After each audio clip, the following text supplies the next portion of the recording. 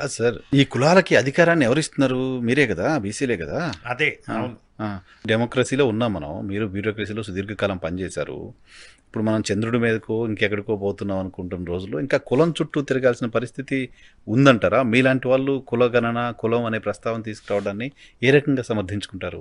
మీకు ఒక ఎగ్జాంపుల్ చెప్తాను. హ్మ్. నిన్న ఒక మీటింగ్ జరిగింది హ్మ్. ఆంధ్రప్రదేశ్లో, హ్మ్.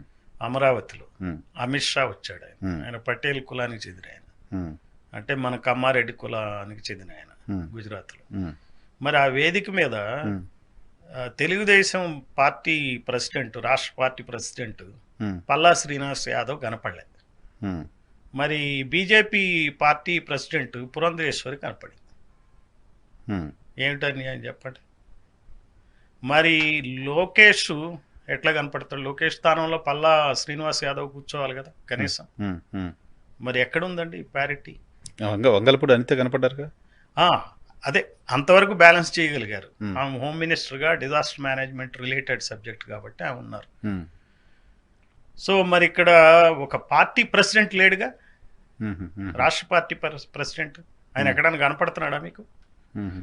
సో ఈ కుల ప్రాబల్యం ఉందిగా, ఖచ్చితంగా కనపడుతుందిగా మీకు. హ్మ్. మరి బీసీ కులాలకి ఏ రకమైనటువంటి మరి అవకాశం లేకుండా పోతుంది కదా. హుహు. టీడీపీ బీసీల పార్టీ అంటారు కదా, అవును. మరి ఎక్కడ ఉంది? వైసీపీ ఎస్సీల పార్టీ అంటారు కదా, హ్మ్. మరి వాళ్ళకి ఎక్కడ ప్రాధాన్యత లభించింది? హ్మ్. హ్మ్. హ్మ్. అందువల్ల ఏంటంటే ఈ విషయాలు ప్రజలకు చెప్పాలిగా, ప్రజలకు తెలియజేయాలి కదా. హ్మ్. తెలియజేసేది ఎవరు? మరి ఏ మీడియా సంస్థల ద్వారా తెలియజేయగలం? ఏదైనా మీడియా సంస్థ తీసుకుంటే ఈ 2-3 కులాలకు సంబంధించిన పేపర్లు, సంస్థలే కదా ఉన్నాయి. హ్మ్. అవును. మళ్ళీ వాళ్ళు డబ్బంతా వాళ్ళ దగ్గరే ఉంది. హ్మ్. మరి బీసీలు, ఎస్సీలు, ఎస్టీలు, మైనార్టీలు ఛానళ్ళు పెట్టుకునే పరిస్థితి ఉందా? పేపర్లు పెట్టుకునే పరిస్థితి ఉందా? హ్మ్. సో ఈ బీసీ, ఎస్సీ, ఎస్టీ ప్రజలకి చెప్పాలి మనం. హ్మ్. హ్మ్. చెప్పేది ఏంటంటే ఈ పేపర్లు మీరు చదవద్దు, ఈ ఛానల్స్ మీరు చూడొద్దు, హ్మ్. ఇవి మన ఛానల్స్ కావు, హ్మ్. హ్మ్. హ్మ్. ఇవి వాళ్ళ ఛానల్స్. హ్మ్. వాళ్ళ ఇష్యూనే హైలైట్ చేస్తారు. ఇప్పుడు విశాఖ స్టీల్ ప్లాంట్ ఉందండి. హ్మ్. విశాఖ స్టీల్ ప్లాంట్లో 11,440 కోట్లు ఇచ్చారని చెప్పి ప్రచారం చేస్తున్నారు, హ్మ్. ప్రకటన కూడా చేశారుగా? ప్రకటన చేస్తున్నారు, దాన్ని క్లెయిమ్ చేస్తున్నారు. హ్మ్. వైసీపీ ఏమంది? ఒక అసెంబ్లీలోనే మేము ఒక రిజల్యూషన్ పాస్ చేసాం, హ్మ్. అందువల్లనే ప్రైవేటైజేషన్ ఆగిపోయిందని కుమారస్వామి స్టీల్ మినిస్టరే చెప్పాడని అని వాళ్ళు ప్రచారం చేసుకుంటారు. మా వల్లనే ఈ నిర్ణయం జరిగింది అంటున్నారు. హ్మ్. అది కరెక్ట్ కాదు, వాళ్ళంతా బోగస్ ఇది చేస్తున్నారని టీడీపీ ఇతర పార్టీలు అంటున్నాయి. సరే, మరి మీరు కూడా అదే క్లెయిమ్ చేస్తున్నారుగా, మేము సాధించామని. హ్మ్. ఈ 11,440 కోట్లలో హ్మ్. మీకు అక్కడ ముడిస్ ఇనుము కొనడానికి డబ్బులు వాడకూడదని చెప్పింది. హుహు. తర్వాత వాటా తీసుకుంటుందట కేంద్ర ప్రభుత్వం దీనిలో. హ్మ్. హ్మ్. 27,000 ఎకరాలు ఉందండి ఈ డబ్బు. హ్మ్. 27,000 ఎకరాల ల్యాండ్ ఉంది. ల్యాండ్ ఉందండి. హ్మ్. 27 ఎకరాలు, 27,000 ఎకరాలు అంటే ఈ రోజున వైజాగ్ సిటీ నడిబొడ్డున హ్మ్. ఒక్కొక్క ఎకరం 10 కోట్లు ఉంటుంది. హ్మ్. అంటే 2,70,000 కోట్లు, దాదాపు 3 లక్షల కోట్లు ఓన్లీ ల్యాండ్ కాస్ట్. ల్యాండ్ కాస్టే. హ్మ్.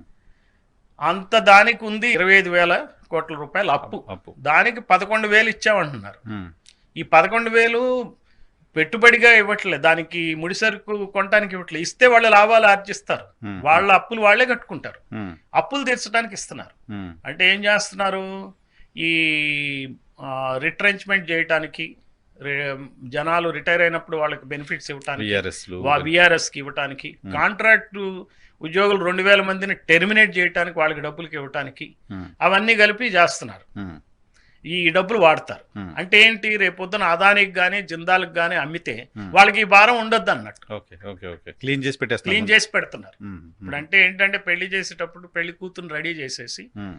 పెళ్లి కూతురు బాగుంది కదా అని మనం ముచ్చట పడుతున్నాం. హ్మ్. కానీ పెళ్లి ఎవరితో చేస్తున్నారు? హ్మ్. బయట కొన్నటువంటి ఈ దోపిడీదారులకి పెళ్లి హ్మ్. చేస్తున్నారు. హ్మ్. ఆల్రెడీ మరి ఆంధ్రప్రదేశ్ తీరం అంతా ఎవరి చేతిలోకి వెళ్ళిపోయింది? ఈ రోజున అదాని చేతిలోకి వెళ్ళిపోయింది. హ్మ్. కృష్ణపట్నం పోర్ట్ ఉంది, హ్మ్. 7,000 కోట్ల కొన్నారు. హ్మ్. అప్పుడు ఎంత అండి దాని షేర్ వాల్యూ? 250 రూపాయలు. హ్మ్. ఇప్పుడు 1,250 రూపాయలు. హుహు. అంటే ఈ అదాని సంపద ఎంత పెరిగిందండి? 7,000 నుంచి 42,000 కోట్లకు పెరిగిపోయింది. తిరిగిపోయింది. ఓకే. అలానే గంగవరం పోర్ట్ ఉంది, హ్మ్. అందులో 10% పైగా రాష్ట్ర వాటా ఉంది. హ్మ్. ఆ రాష్ట్ర వాటాని జగన్ అమ్మేశాడు 600 కోట్లకి. హ్మ్. 600 కోట్లు అంటే అప్పుడు 6,000 కోట్లకి అమ్మాడు అదాన్ని. హ్మ్. ఇప్పుడు అది ఒక 30-40 కోట్లు ఉంటుంది. హ్మ్. అంటే అదానికి ఆంధ్రప్రదేశ్లో ఆస్తి ఇప్పటికే హ్మ్. 70-80 వేల కోట్లు వస్తుంది. ఉంది. ఓకే. అట్లానే ఈ జగన్ ఏం చేశాడు, ఆయనకి చంద్రబాబు హయాంలో 60 ఎకరాలు ఇచ్చాడు డేటా సెంటర్కి వైజాగ్లో. ఉమ్, జగన్ రాగానే ఏం చేశాడంటే దానికి మా అదానీ అండ్ చంద్రబాబు కలిపి ప్రారంభోత్సవం చేశారు. ఉమ్, జగన్ రాగానే దాన్ని క్యాన్సిల్ చేశాడు. క్యాన్సిల్ చేసి ఏమన్నా నీతిమంతంగా ఉన్నాడంటే ఏం లేదు. ఉమ్, 60 ఎకరాలకు బదులు 130 ఎకరాలు ఇచ్చాడు అదే అదానికి. ఉమ్, మళ్ళీ జగన్ అండ్ అదానీ కలిపి దాన్ని ప్రారంభించారు. ఉమ్, దాని విలువ ఎంత అండి? 1200-1300 కోట్ల రూపాయలు విలువైంది. ఉమ్, అంటే ఆ 130 ఎకరాల్లో ఉమ్, మీరు ఇక్కడ కొల్లూరులో గట్టి ఏదైతే కొల్లూరులో ఆయన కేసీఆర్ గట్టి ఏదైతే డిస్ట్రిబ్యూట్ చేయలేదు, ఉమ్, ఇళ్ళే అలాట్ చేయలేదు, ఉమ్, అట్లాంటి ఇళ్ళు అక్కడ కట్టినట్టయితే అక్కడ 5 లక్షల కుటుంబాలకు ఇళ్ళు ఇవ్వచ్చు. అక్కడ ఉమ్, ఉమ్, ఉమ్, ఉత్తరాంధ్ర మొత్తం హౌసింగ్ సమస్య తీరిపోతుంది. ఉమ్, ఉమ్, సగం అమ్ముకుంటాడు డెవలపరు, సగమేమో ప్రభుత్వానికి హ్యాండ్ ఓవర్ చేస్తారు. వీళ్ళు ఏం ఖర్చే పెట్టక్కర్లా. ఉమ్, ఉమ్, ఉమ్, ఈ రియల్ ఎస్టేట్ ఈ స్కీములు చేయొచ్చు కదా. ముస్లింలు వచ్చి వెళ్ళినా ముస్లింలు పైన వెళ్ళి వాళ్ళు చూసుకుని వెళ్ళిపోయారు. ఉమ్. గ్రామాలని వాళ్ళు వెళ్ళలేకపోయారు. దాని లోకల్ ముస్లిం ఎవరన్నా రాజులైనా ఎవరో మున్సిపల్ని ఎవరో బ్రిటిష్ పట్టేది. వాళ్ళు వచ్చినాకనే గ్రామాల్లో పాలన అనేది ఒకటి కనపడతాం. వచ్చింది, ఉమ్, చట్టం అనేది ఒకటి వచ్చింది, ఉమ్, పోలీస్ స్టేషన్ వచ్చింది. ఉమ్, సో గ్రామ పెత్తందారు చేసే పంచాయతీ పోలీస్ స్టేషన్ల ద్వారా కోర్టుల ద్వారా జరిగింది. అయితే వాళ్ళు ఇవన్నీ ఎందుకు పెట్టారా అని అడగచ్చు.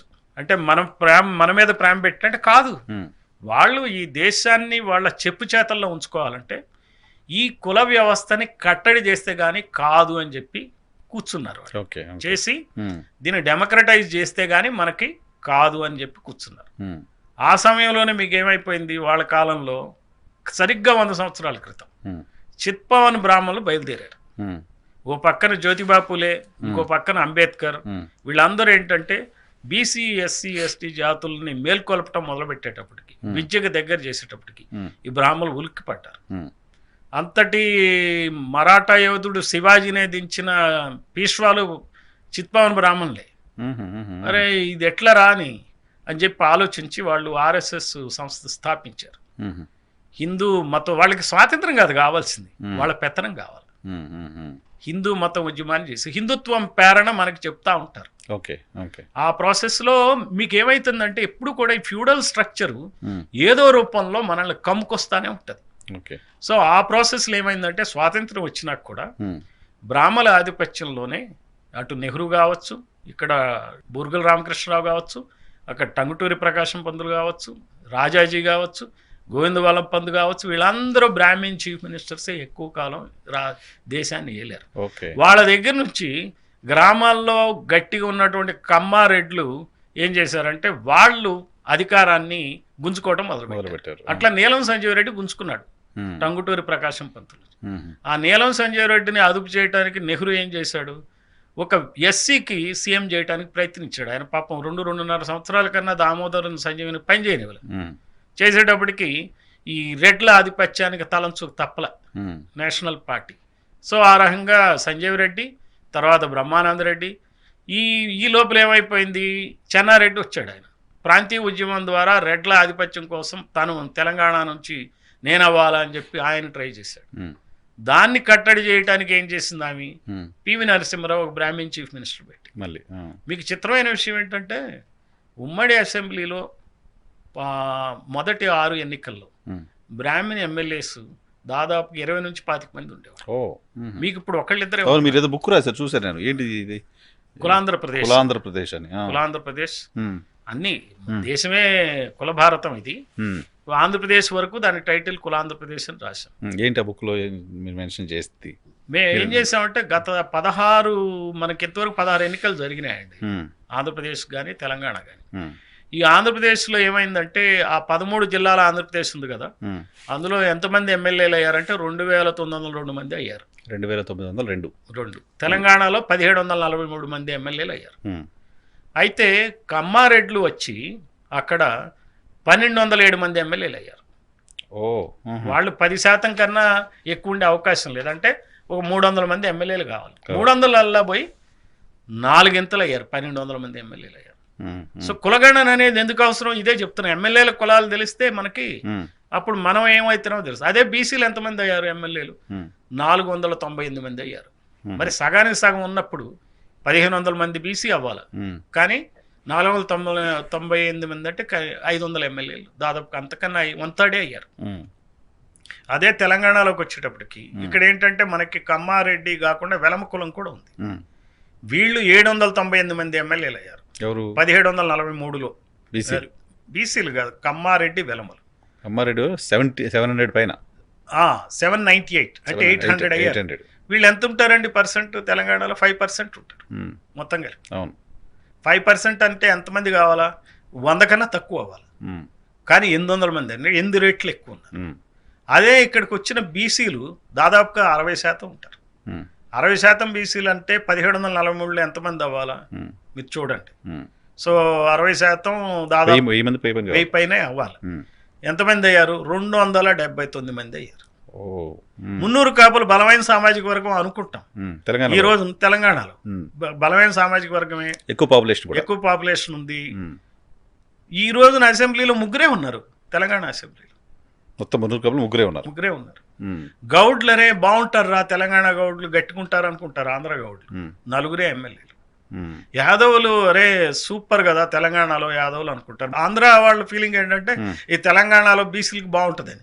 ఒక్క యాదవే ఎమ్మెల్యే, 119లో ఒక్కడే.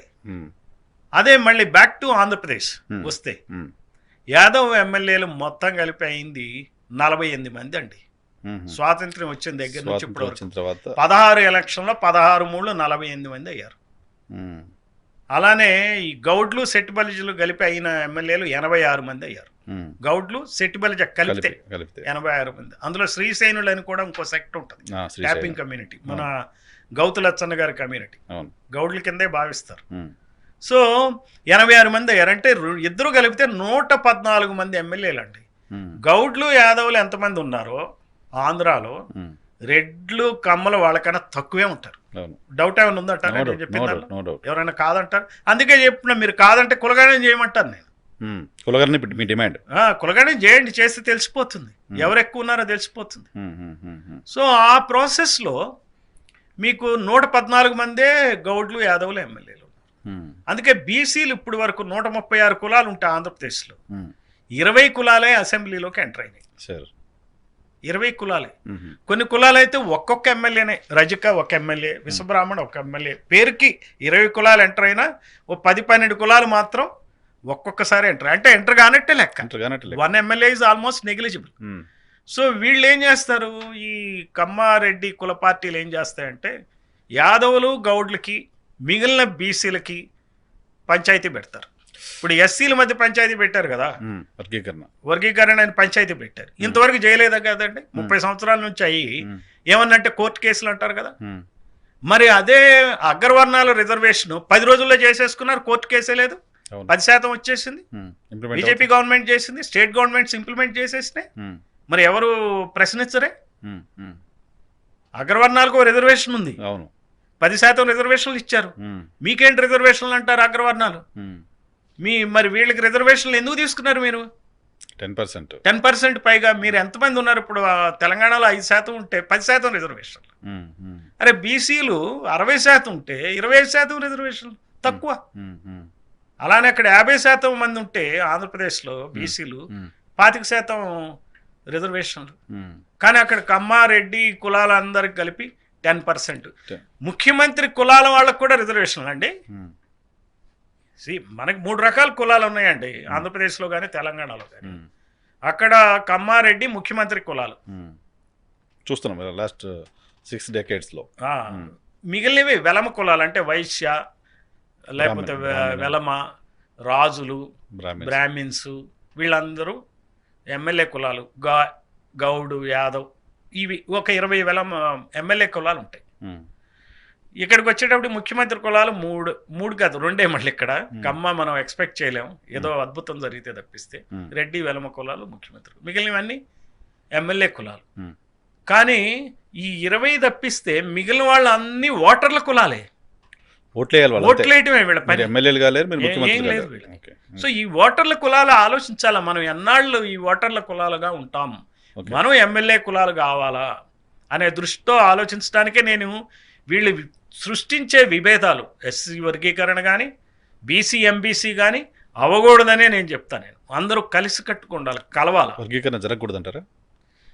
వర్గీకరణ యొక్క తత్వాన్ని అర్థం చేసుకోమంటున్నా నేను. ఉమ్, కాంశీరామ్ ఏమంటాడంటే ఆయన, కాంశీరామ్ ఈ వర్గీకరణ గురించి, మన ప్రభుత్వాలు వచ్చినాక మనమే పంచుకుందాం, ఉమ్, వాళ్ళేంది పంచేది, వాళ్ళు పంచేది ఏంది. ఈ రోజున ఏం పంచుతున్నారండి? రిజర్వేషన్ సరిగ్గా చేయట్లేదు అన్నవి ఎగ్రీడ్. ఉమ్, ఈ రోజున ఏం పంచుతున్నారు?